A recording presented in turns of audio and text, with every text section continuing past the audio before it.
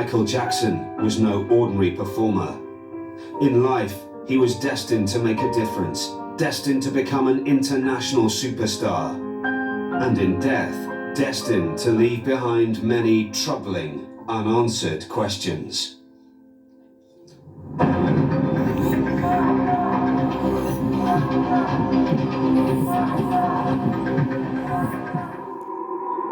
Paramedic 33, what is your emergency? Yes, sir. I need an ambulance as soon as possible, sir. Okay, sir. What's your address? It's 100 North Carrollwood Drive, Los Angeles, California, 90077. Is it Carrollwood?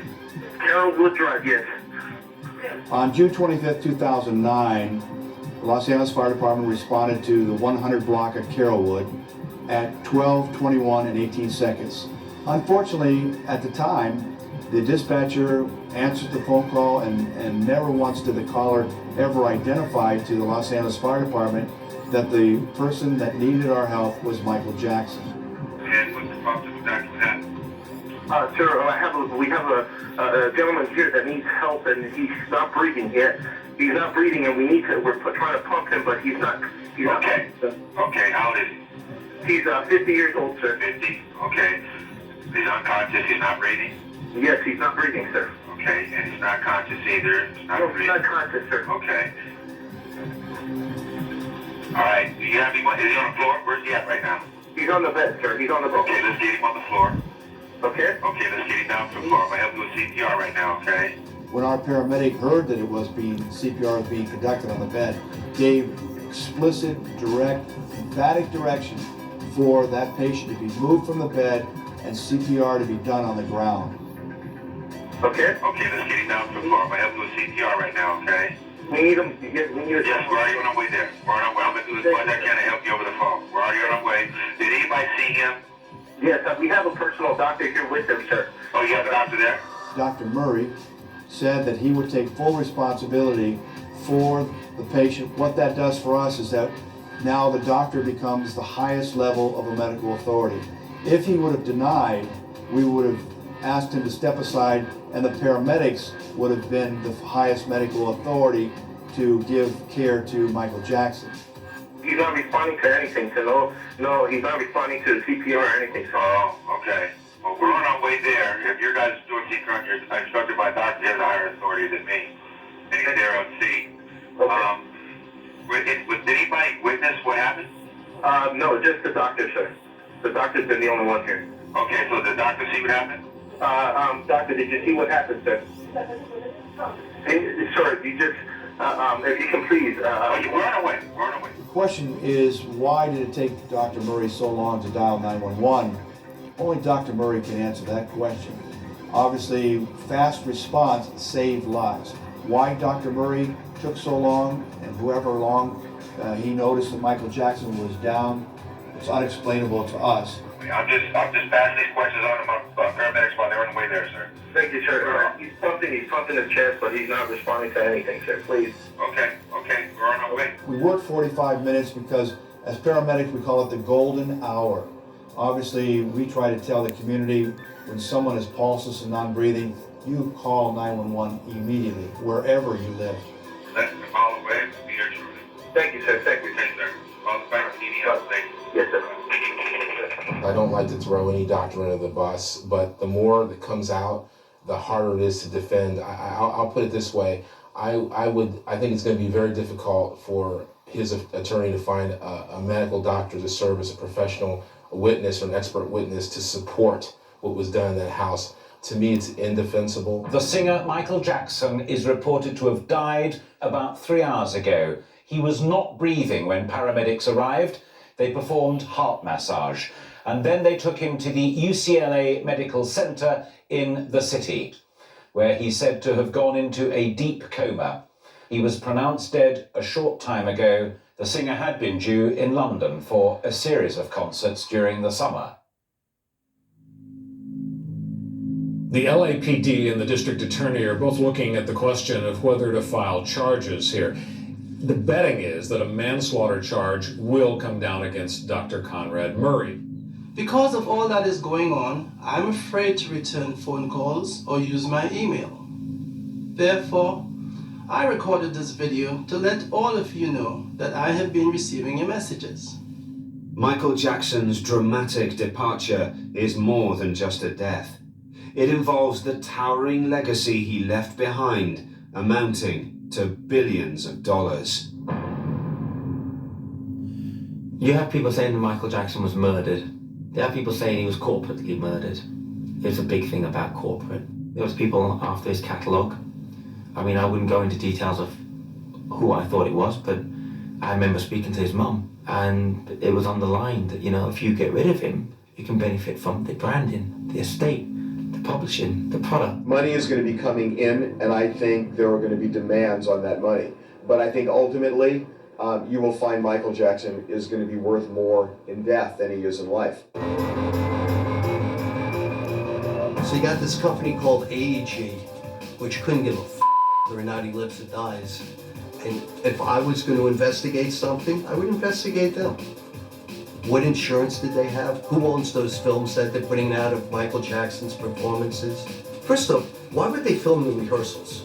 That's not normal behavior. So obviously you're filming the rehearsals to do what? Why would you waste the time? You know, they're putting out this film, I don't know, but I'll bet, you know, and I lose bets, but I would bet that there are a lot of other people performing as Michael Jackson. I've worked for Michael as a decoy since 1993, and I can't go into details, but I've worked for him over the years, even to the point where I got a call to do the visuals for the This Is It concert. That obviously didn't materialize. If you study Michael Jackson like I've studied him more than probably family members know him. And I can tell you Michael Jackson by the way he points, the way he moves. I can tell you certain visuals, a scene of the show, that's not Michael Jackson. There is nothing in and around Michael Jackson that will not be commercialized or exploited. It certainly started long before Michael Jackson. Think of Marilyn Monroe. It never ends for people who die young and unexpectedly, and certainly Michael Jackson is one. So they're going to film Michael Jackson doing rehearsals when they don't know what hour he's showing up, so I'm going to have a whole film crew here in LA? There's something else that went on. Michael Jackson's sudden departure was perhaps the most shocking celebrity demise since his friend Princess Diana was killed in a 1997 car crash. This has been the Jackson family home ever since they moved to Los Angeles from small-town Indiana back in the spring of 1971. It's here that plans were made and successes were celebrated. Now, of course, it's a place of mourning for his immediate family, all of whom survive him. The family is there to support me, and I'm here to support them as well, so it helps a little, but it's hard and a big pill to swallow.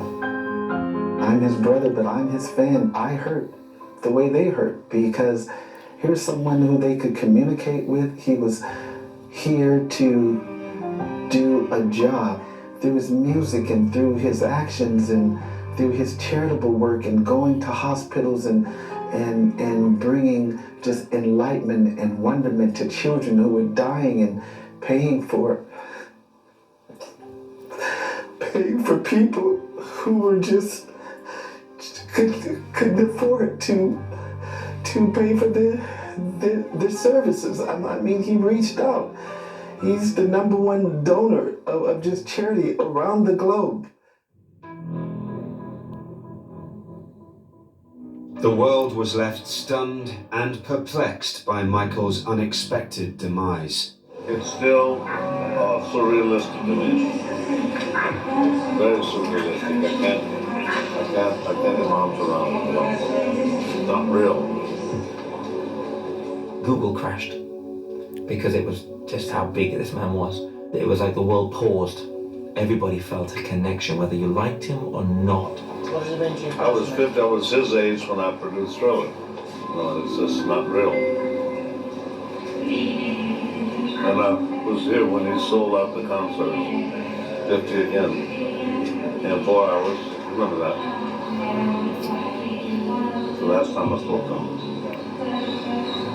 When was the last time you spoke to him? Here, when he did sold out the 50 concerts in 4 hours. He was going to bring the kids over, and I had a dinner engagement.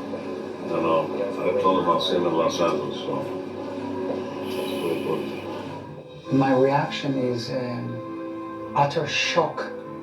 I want this to be a bad horror dream, but it's not. I'm just devastated. What does it mean to you personally? What does it mean to you personally? Because you What do you think personally, man? Jesus Christ. You answer that question. Guys, we're late for a fight. It's been 4 albums, it'll be in the world. They start with the family. It is. It's like my big brother. It's part of my soul goes with it. It does. It's a very close relationship. That's what it works. Yeah. But you went to go to the funeral. Well, no, I'm not going to. Because I don't want to go to most funerals. Ray Charles, Brenda, it's enough. You know, I want to see people in that shape. Marvin Gaye, enough. 150 people in 2.5 years. Enough. I want to remember the way they were. That gold, Sinatra. Thanks for your time. God bless, man. Okay, Thank you. I am somewhat numb. I am shocked at the passing of Michael Jackson. You know, it's like a dream, bad dream. He was so much like a son to me.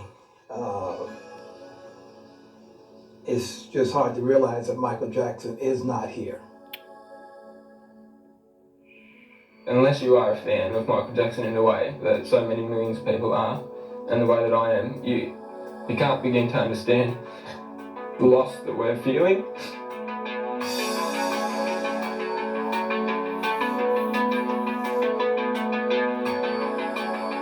Just shocked, really. I spoke to him last week. I mean, he was on really good form.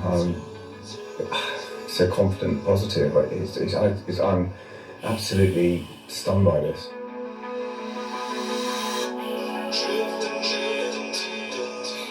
Ever since I was born,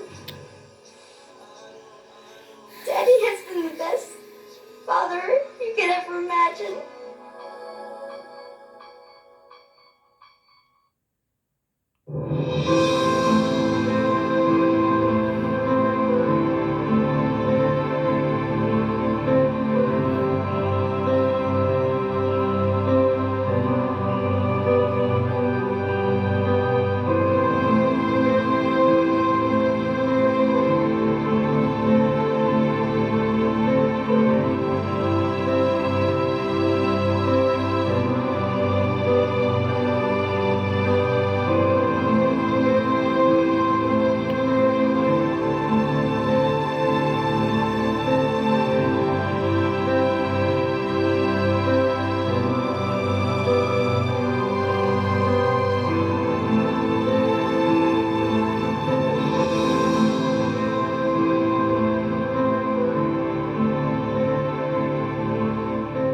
Since Michael Jackson has been laid to rest in a star-studded memorial service, the saga surrounding his demise is far from over. Even in death, the King of Pop is surrounded in mystery and controversy. His dramatic exit left the world awash with conspiracy theories and speculation. If, as the leaked autopsy reports, if they are accurate, if they say he was 8 stone 1 ounce, this doesn't look like a particularly gaunt man. You would be able to tell from the size of his thighs. And this picture here, I don't know whether you can just see that, that's quite a small one here, but you can see in profile, he has a healthy looking face, even with that slight, as we all have, under our chins, a little bit of flesh there under the chin. That necessarily wouldn't be there if he was an anorexic skeleton. Michael, just an ordinary guy. I mean, probably 99% that's written about Michael is untrue, apart from putting his spacesuit on when he went to bed. 99.9% of what's written about him was false. There's just so much. I read that his nose went missing. I think it was in the Daily Mirror. It's absolutely crazy. But I think what it is that perhaps there's an ounce of truth in what's written, but it's totally embellished. There are no conspiracy theories, there's truth. He murdered himself. He knew what he was doing. He wanted to die. He couldn't be who he once was, who he once was no longer relevant. He orchestrated the entire death, and he was able to die a god. There's absolutely no way that Michael would have taken his life. No way. I can bet my life on that. No way. He had so much going for him. He wouldn't have done it, for his children, which meant everything to him. There's no question that Michael would ever have killed himself. They said that Michael Jackson faked his death. Why fake your death when you can create your world? To say that Michael faked his own death is absolutely ridiculous. I wish it were true, because he'd still be here, wouldn't he?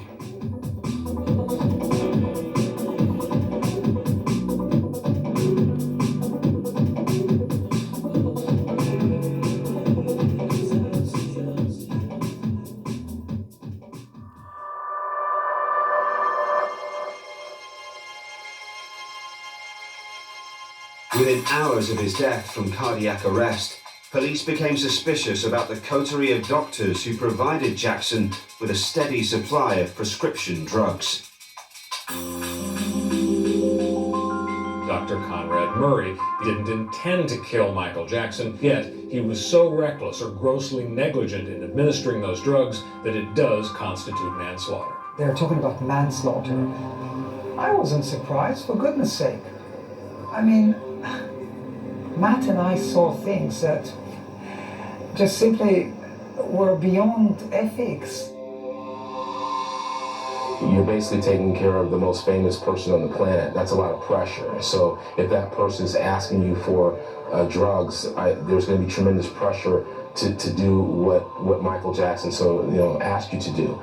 But at the same time, as a doctor, as a physician, you have to have the wherewithal to say, this is too much, this is not good for you, withhold it, give him some alternatives. There are a lot of alternatives for pain management other than giving people pain pills. I think whether Michael requested whatever drugs they said he had, or they were given to him, I think the doctor should be held accountable as a professional to have not put anyone in this position. I never saw Michael take even an aspirin when he was with me. I was absolutely horrified when I found out the circumstances of his death, which became clear in the news. When I was with him and our families were together, he was always bright, alert, and there was never any question of him being on anything. The first time that it was actually brought to my attention was in March 2009 when I was at the Lansborough Hotel, and he requested that I get hold of some medication for him through my family contact, because I've got 6 members of my family in the medical field. I have an aunt who is an anaesthesiologist who could give Diprovan. My mum's a pain management nurse, get hold of any painkillers. My brother's a dentist and specialises in pain management again.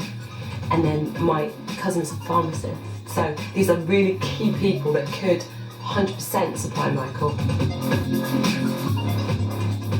I was questioned by the LAPD because I had witnessed various things in March 2009, and they wanted to get a bigger picture of what I'd seen, who was there, and the various drugs that I had actually seen in Michael's bathroom.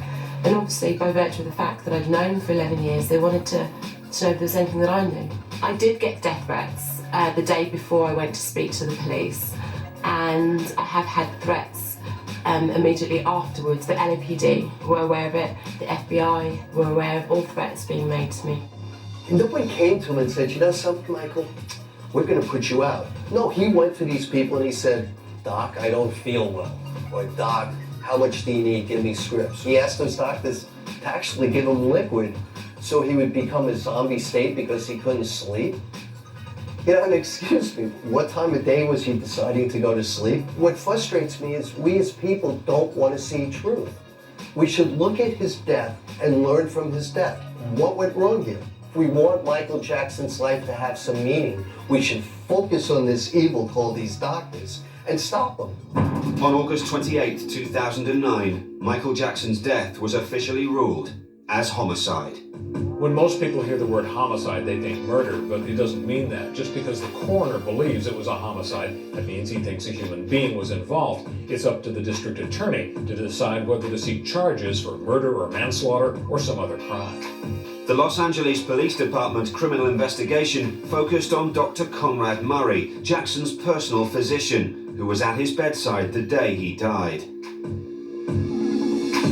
was a cardiologist, certainly not qualified to handle Michael Jackson's pain management. I'll put it that way. Maybe a heart problem, but certainly not for pain. I'm not sure why Dr. Murray was giving Michael Jackson anesthesia when in this country it would only be an anesthesiologist that could do that. You know, medication that was used that shouldn't have been used, unsupervised. That kind of medication is only used in hospitals as far as I know. And he should have been on some kind of monitor, but he shouldn't have been given it in the first place.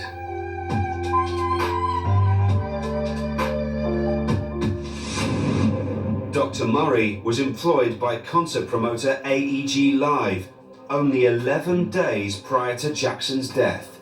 By the way, isn't it interesting? He hires a doctor from Texas, and Texas has a medical malpractice laws that limits the amount of money you can get for malpractice. He pays the piper, calls the tune, and if Michael wanted that, he'd find someone who'd pay him enough to do it. £500,000 he offered me to obtain medication. I want to really clarify this because it's got kind of mixed up in the media. He asked for propofol, which is a form of anesthesia that's given in surgery.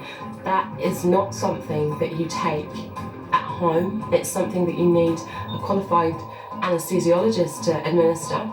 The official cause of Michael Jackson's death was acute propofol intoxication. Vials of propofol, also known as Diprovan, along with an IV stand, were found in Jackson's Holmby Hills mansion after his death. Jackson referred to the drug as his milk and used it to help with his chronic insomnia. Diprovan is not a narcotic, but it is a very potent medication to put people to sleep. Normally used in an operating room. I've never seen Diprovan at somebody's house. This medication, joke about the OR calling it milk of amnesia because it's white. You give it to someone IV and they go to sleep within a matter of seconds. You're really asking for a state of unconsciousness that may or may not result in the ability to resuscitate. You can have a person that's been on narcotics for several years. They can take a huge dose of it and perform as if they weren't on anything. When you use these medications, it's a chronic, it's an everyday thing. I think if he wasn't on the medication, he wouldn't even been there for rehearsal. I've had patients that's come to me on 4 and 5 grams, not milligrams, but grams of morphine a day, and they can walk, talk, look normal because their body has built up a tolerance to it. It's so dangerous, and a patient needs to be monitored while they're on it, so it's not something you can self-administer. I warned him many times. I shouted at him on several occasions, and I actually told him verbally, Michael, this will kill you. Michael, you will die. Michael always said that he could handle it. Our worst nightmare was that he could not, that there would be an overdose. Jackson family lawyer Brian Oxman says he repeatedly warned Jackson and his family about the drugs problem. The man was in pain, and there was no question about it. He needed to have certain medications, but the problem becomes the overuse of medications, and that's something which people, I think all people, find very difficult to control. He simply wasn't able to control it. More could have definitely been done to help Michael. I tried my very hardest to help Michael. The problem is, and I think it's just one big circle. Whenever you say anything about Michael, no one believes it. I called around just about everybody I possibly could and told them no one believed me. I spoke to some media outlets in the States. For legal reasons, they couldn't do or say anything.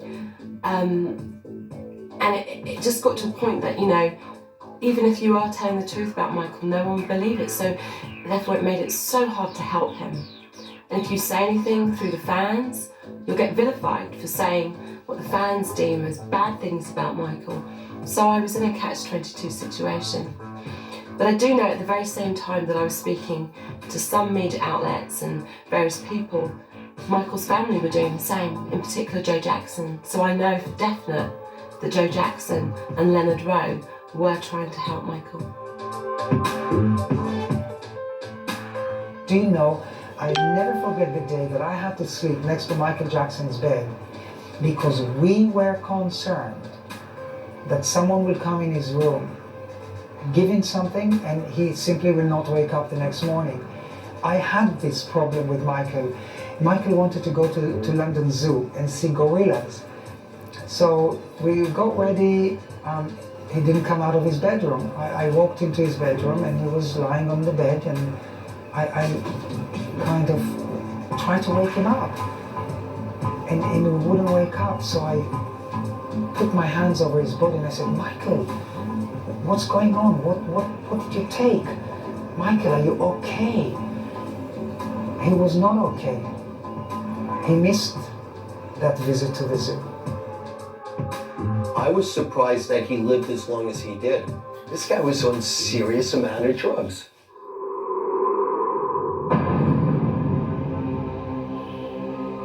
The singer was said to be taking 3 powerful painkillers all at the same time, when more than one could be potentially fatal. He was also consuming vast quantities of pills every day. When I went into his bathroom, I saw lots and lots of pill boxes of various different medication. In there was Demerol, there was Paxil, Zoloft. Demerol is a painkiller, and Paxil and Zoloft, they're antidepressants. I was absolutely shocked, and when I saw these things in the bathroom, I wasn't thinking, he's a drug addict or anything like that. I was thinking maybe he's sick, and I wanted to know. And I kept on asking him, what's happening? And he was like, no, everything's routine, it's all okay. And that's when I decided to take a few samples. I didn't take the whole lot, I took a few samples of the medication, and I took them home so that I'd have time to think carefully and find out what they were. Michael Jackson's daily intake of prescription medication was extensive. Demerol is better known as pethidine, so it's a strong painkiller. It's related to morphine, so it'll be used as a painkiller.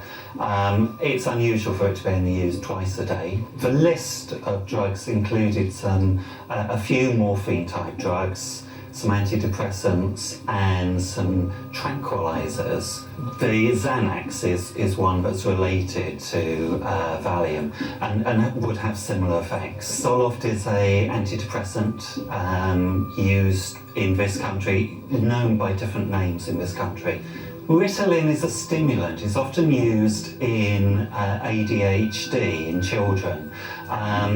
And it's similar to an amphetamine or speed. It's a real cocktail, and it's not one that I would expect to see used in treating a normal person, really. But there's 2 risks. One is that they could become addicted, particularly to morphine-type drugs and the Valium-type drugs. But you're likely to be drowsy. The real danger is if it's given in too high a dose. Particularly the morphine-type drugs. That tends to suppress breathing, and if it's given in too high a dose, it will actually stop someone breathing.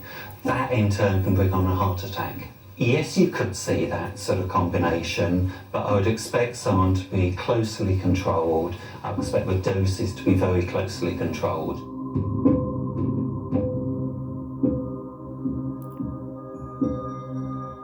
When this information surfaced, those close to Michael were astonished. Michael was really anti-drugs. I mean, he was very much into healthy living. I mean, he was, he shielded his children particularly from any kind of, he only made sure they only watched youth films, a lot of Disney stuff, and he wouldn't allow them to be witness to any kind of substance taking, or that would just, he would have been horrified by that. have a message for the medical profession out there pre-prescribing drugs. As a doctor, you know, you swear the Hippocratic oath to do right by your patient. Over-prescribing and misprescribing, you're ruining people's lives, killing people prematurely. It's not just about the money, you've got to think about your patients. The doctors should pool their information, and before they get the second dosage, they should be made to go to a doctor and to get a medical clearance to get that dosage again. Make the doctor be a doctor. Don't let him become a drug dealer.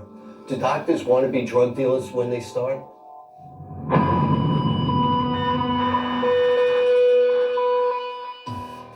Just 5 months after Michael Jackson's death, it was back to business for Dr. Conrad Murray as his Texas-based cardiology practice reopened to treat patients. Brian Oxman, the Jackson family lawyer, claimed the pop superstar was terrified of being murdered for his money and his musical empire. This man owns, 50% of a massive publishing company, and he owns the Beatles' rights. Michael certainly wasn't naive when it came to questions of business or anything to do with the music industry. He was as sharp as a razor. He came back to perform. He didn't come back for a money venture. So, it goes to show that whatever they say about him, I don't think they really know the man. He knew every step of the way what he was doing, and he took advantage of everybody. You don't die owing $500 million. When he was friends with Paul McCartney, he ended up with the Beatle catalog when Paul McCartney thought he was going to buy it. And Paul McCartney is a gentleman, but Michael Jackson abused a relationship. Michael Jackson's sister LaToya claimed the singer was murdered by the shadowy entourage who surrounded him.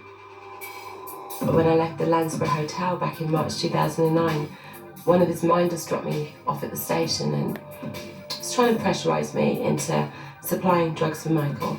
And I did feel quite pressurised and it was very uncomfortable. Some of his minders didn't have his best interests at heart, or perhaps they felt that they should give Michael whatever he wanted or whatever he thought he wanted. I don't think Michael's controlled in any way. I think anyone that ever tried to control Michael, their job probably ended soon after. And if you think about it, the man fired his dad. What's on the chopping block? I kind of recognised that if I was to stay friends with Michael for any period of time, I'd very much have to take a back seat, because I feel that if I'd been more prominent in his life, been seen around with him, I'd have been removed. I think if you get too close to Michael, you're removed. Some of the most important people, some of the people that could have helped Michael in his life and that did have his best interests at heart were removed from his life. Somebody who I feel could have really, really helped Michael was Grace, Michael's nanny. She was extremely loyal to Michael and she cared about Michael, she really, really did. And I feel that it was just a shame that she was let go when she was, because I think if she had remained in Michael's employment, Michael would be with us today. Michael Jackson spent the last 2 months of his life rehearsing for a grueling 50-date residency at London's O2 Arena. But behind the scenes, concerns were growing as the first scheduled shows were postponed. Michael Jackson's announcement of 10 concerts here is certainly a coup for the O2 Arena, and if those concerts go well, the expectation is that he'll add many more dates. But questions still remain about whether the Michael Jackson of today can still cut it live on such a big stage. It's a staggering show. That's what Michael Jackson does, and so therefore you're talking about absolute the top of